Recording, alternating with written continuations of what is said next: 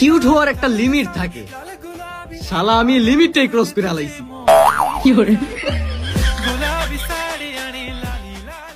আসসালামু আলাইকুম এভরিওয়ান, কেমন আছেন? আশা করছি সবাই খুব ভালো আছেন। আলহামদুলিল্লাহ আমিও ভালো আছি। তো চলে আসলাম প্রতিদিনের মতো নতুন আরেকটি ব্লগ ভিডিও নিয়ে। তো আজকের ভিডিওটা হচ্ছে একটু আনন্দের। আলু পাখি চলে আসছে আমাদের বাসায়। তো ওদের জন্য কি কি রান্না বান্না করেছি সবকিছু ইনশাল্লাহ শেয়ার করব। এটা হচ্ছে রাত্রের খাওয়া দাওয়া করবে, এখন খাওয়া দাওয়া করে ওরা চলে যাবে। দুপুরবেলা আসছে আলু পাখির আম্মু আর আলু পাখি, মানে আলবি ওর নাম, আমরা আদর করে আলু ডাকি, আলুর মতো গুলুমুলু, এই জন্য আলু ডাকি। তো ওকে নিয়ে হচ্ছে আদর করতেছে আর ওরা ওইখানে খাওয়া দাওয়া করতেছে। তো আলবি পাখির বাবা আসছে, তার নানা আসছে। তো আন্টি হচ্ছে খাওয়া দাওয়া নিয়ে ব্যস্ত আছে আর ওকে নিয়ে আমরা এখানে বসে আছি। আর সামিরকে তো সে পাইলেই হয়েছে, এত জোরে জোরে আদর করবে। সামিরকে শুধু এরকম করে, তার মামা খুব পছন্দ, আমাদের কত বেশি পছন্দ করে না যা বুঝলাম। তো এখানে হচ্ছে সবাই খাওয়া দাওয়া করার জন্য বসে গেছে। আর আলবি পাখিকে নিয়ে আসছে, যদি একটু কিছু খায়, মুখে কিছুই দিতে চায় না।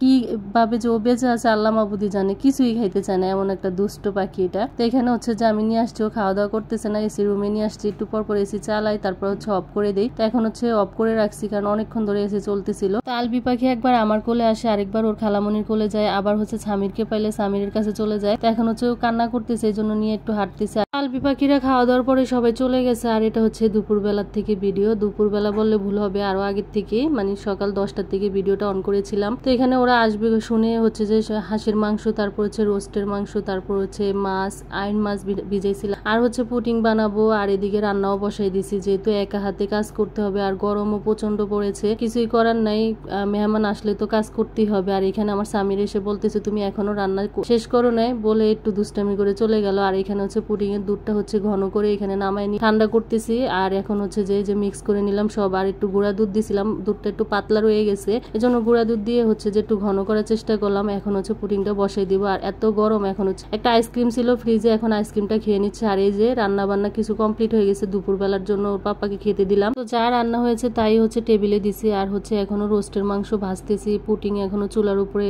আর হাঁসের মাংসটা হয়ে গেছে, আর মাছ হয়েছে, ওইটাই ওর পাপাকে খেতে দিলাম। আর এখানে এই যে পুটিংটা বানানো শেষ, এখন হচ্ছে ফ্রিজে রেখে দিব ঠান্ডা হওয়ার জন্য। আর এই যে রোস্টও রান্না করা আমার শেষ, এখন হচ্ছে যে এই যে পাস্তা রান্না করব, সবজিটা রান্না করে ফেলছি। আর যে হচ্ছে চলে আসছে আলবিকে নিয়ে, আমিও যেহেতু এখনো খাওয়া দাওয়া করি নাই, তো রুমে নিয়ে আসছি, এসির ভিতরে। আলবি পাখি ঘুমায় গেছে, তো ওকে রেখে তো আর যাওয়া যাবে না, তাই এখানে বসে খেয়ে নিব। সারাদিন রান্না করেছিলাম, একেবারে অবস্থা খারাপ। আর এখানে হচ্ছে পুটিংটা একটু কেটে রাখলাম যাতে তাড়াতাড়ি ঠান্ডা হয়। আর এদিকে মিস চলে আসছে, বাংলা মিস, ওনার জন্য হচ্ছে কফি বসালাম, আমরাও খাবো। আর এখানে পাস্তাটাও রান্না করে নিব, দুপুরবেলা যেহেতু পোলাও রান্না করিনি, এখন পোলাওটা রান্না করে নিব। তো এই তো পাস্তা রান্না করা শেষ, এখন হচ্ছে মিসকে দিব, আরজুকে দিব, আর যারা পরে আসবে তারা পরে খাবে। আর এই ভিডিওটা এই পর্যন্ত, কেমন হয়েছে জানাবেন। আল্লাহ হাফেজ।